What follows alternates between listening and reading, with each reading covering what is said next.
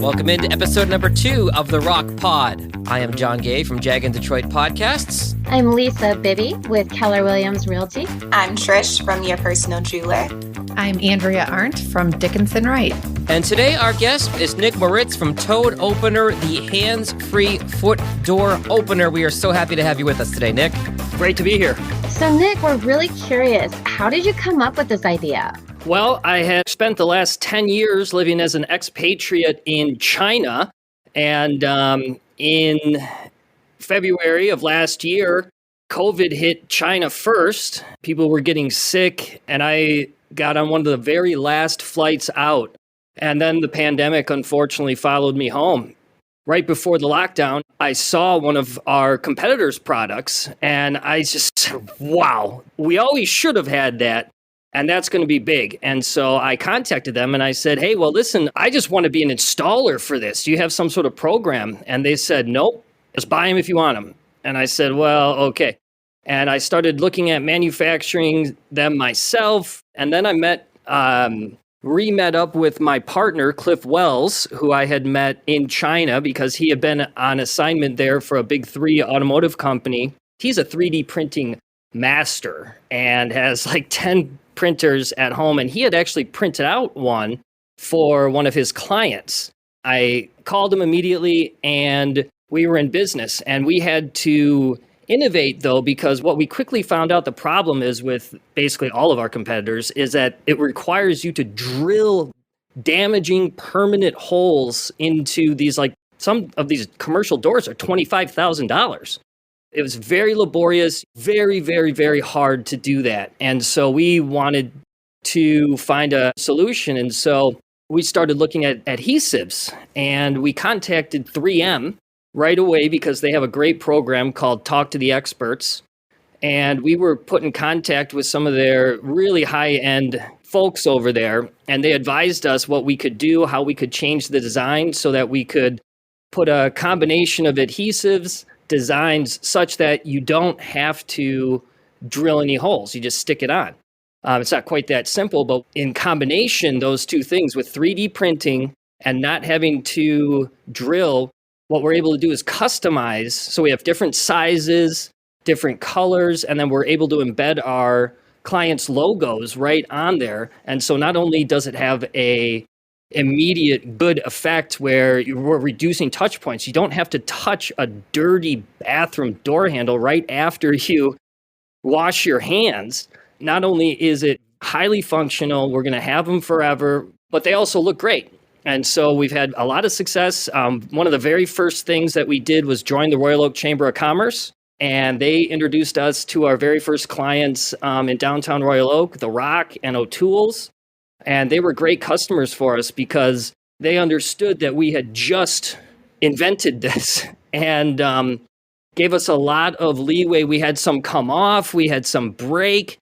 And as we innovated, our clients were there for us. And then we really worked in tandem because one of the biggest breaks we had was we got on TV, WXYZ, with O'Toole's.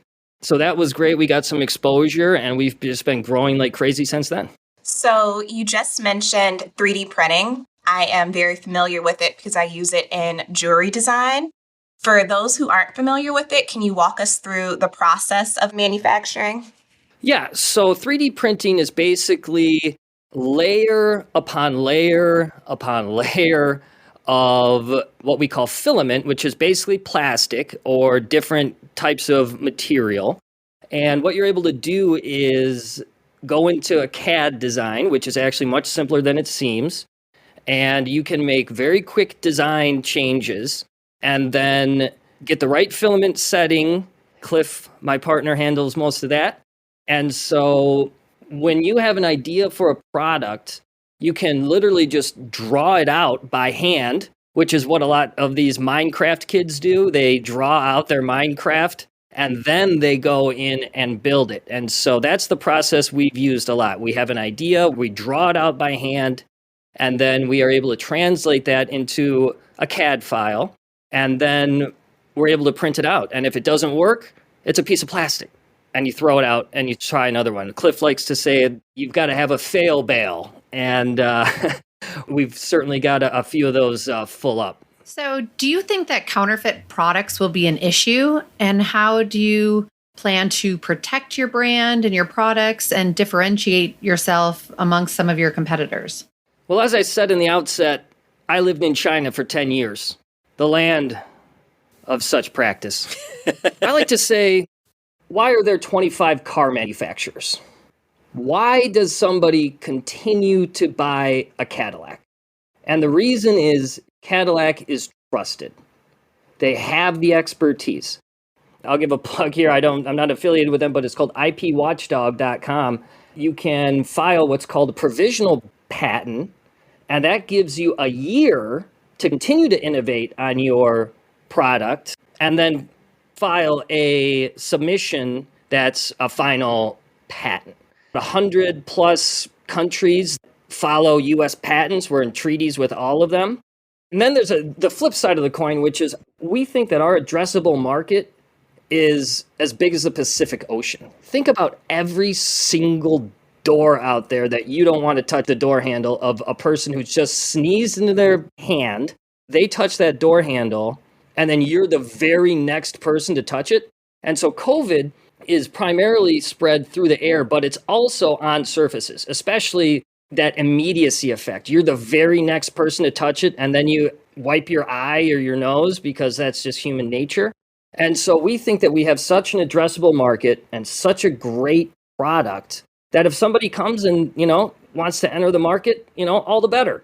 And so we're not worried about competition. We're worried about our clients. We're worried about getting in contact with school systems, healthcare systems, doctor's offices, hotels, restaurants, you name it, anywhere where we want to have a safer environment forever. And speaking of hospitals, they've got an ongoing problem, which is called MRSA. And for those of you who don't know what that is, that's basically the super bacteria. Yeah, you hear horror stories about MRSA infections for sure. Yeah, and one of the coolest things we're doing is that there's a new kind of 3D printing material that has these copper nanoparticles embedded, super duper small particles of copper, which kills COVID, MRSA, and the flu. So that's where we're aiming with our medical physicians' offices, dentists' offices. We went out and identified that that is on the market, and we are able to build our product, basically a premium version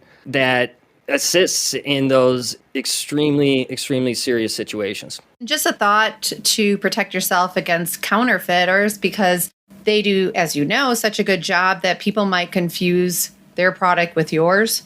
You might want to get additional protection besides just a utility patent. There's design patents and also trademarks that might help with your brand. Yep, just had a great conversation with someone in the... Well, was that you, Andrea? Yeah, that was Andrea. Yeah, it was with Andrea. I've been talking to so many people, right? And that was me. That advice I took to heart, and that's very important for entrepreneurs to understand. One of the great things that came from our conversation was understanding that packaging those advanced patents, trademarks into something where a bigger company might come along and say, you know what, I don't even care about the business of Toad Opener. I just want the IP. And if you had a package of that was able to either be full-blown licensed or sold, that's something that I've had to learn as an entrepreneur, and I would encourage a lot more people to research. So, Nick, you mentioned that there's an adhesive on there. So is this something that you can install yourself on your business? And most importantly, what is your turnaround time when a business owner purchases something like this to the time that it's actually installed on their door? Very rapid. We print on demand, and we're part of now what's called Automation Alley's Project Diamond. We were awarded about a $30,000 3D printer, and now in that network, there's more than 300 printers. And we are forming an alliance where when any of us get these large orders, we're able to push that out through the blockchain network. And anyone on that network who wants to make some money is able to instantly receive the file that we have. Then we print it out, and then we have a kit. And so we send out the kits, depending on the order, I mean, if we have a lot of places buying 8, 10, 12 of them from us, and you can have those in, 2 or 3 days at your door. The kit's ready. And I've put probably 500 or 600 of these things on myself. And so I've developed a very advanced installation procedure. And so your people can put this on. You can put it on. That's actually part of where our protection comes from, our IP and our design. So it's not just the physical thing itself. There's a process, there's specialized adhesives, chemicals, and about a 6-step process that's pretty straightforward. But in order to make this chunk of plastic actually work, there's an insulating few steps. And so, sure, someone in China could print out 1 million of these, but then where are you going to get the specialized stuff that you need to make it work? And so that's where we're real confident. And so to answer your question directly, anyone who wants 10, 12 of these, you call us, you'll have them, 72 hours at your door nationwide. So your business was created to solve a problem that COVID brought to light. Do you see these safety measures carrying over to become a permanent solution to fighting the spread of germs after COVID? Yeah, we think that our competitors' products came out in 2000, the late 2000s. And once we started going down the patent path, I looked it up, and the very first patent for a foot door opener was in 1883. And so only now has it become so apparent. And even when first of all, COVID's never going away. It's always going to be with us. We're going to have vaccinations. Things are going to get back to normal, but that is going to be another issue that is just going to be with us. And the flu is never going away. And people not wanting to touch dirty door handles in the bathroom is certainly not going away. And so we think that this is a winner of a business. And now on to our Fishbowl Question segment, where we ask you a very random question. So Trish, will you pull the Fishbowl Question of the day? Yes. We want to know, if you were on a desert island, what one item would you pick? Desert island, one item. Can I say a girlfriend? It's not really an item. No! It has to be an item. A knife, a rope, a tent. Let's see. Probably my Nintendo Switch and a TV. One item in a desert island. Too bad there's no electricity. Jeez, no, Pete, what is it? Was this the interview for the CIA or what? All right. Nick, you may not be the best rule follower when it comes to specific fishbowl questions, but before we wrap up, we do want to give you a chance to plug Toad Opener and website, phone number, and the best ways for our listeners to find you. Yeah, check out www.toadopener.com. That's TOAD, which is a dad joke, my dad joke. We named it that because you should have toed it. Should have used your toes, but it is spelled TOAD. And so toadopener.com, TOADopener.com. You can go on Facebook.com/toadopener. And we're still so young and fresh. I'm just going to give my personal cell number, 248-632-6497. Anyone nationwide who's interested in toad openers, you call me, I pick up. And that's the deal. Sounds good. Nick Moritz from Toad Opener. We want to thank you for being on the Rocc Pod from the Royal Oak Chamber of Commerce. Thanks very much for having me, and I can't wait to listen to your next guests. I am John Gay from Jag in Detroit Podcast. You can find me at jagindetroit.com. My name is Andrea Arndt. I am an intellectual property attorney at Dickinson Wright, and I help my clients protect their inventions and build their brands. My name is Lisa Bibby. I am a realtor with Keller Williams Advantage. I put the real back in realtor. You can follow me on Facebook at Sold by Lisa B. I'm Trish, owner of Your Personal Jeweler, and you guys can connect with me on Instagram and Facebook at The Personal Jeweler.